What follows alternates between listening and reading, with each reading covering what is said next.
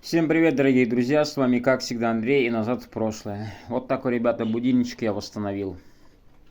Покрасил я его в фисташковый цвет. У него был другой цвет. Можете потом фотографии посмотреть. Вот так, ребята, выглядит. Как новенький. Заменил циферблат, поменял две пружины. Звенит.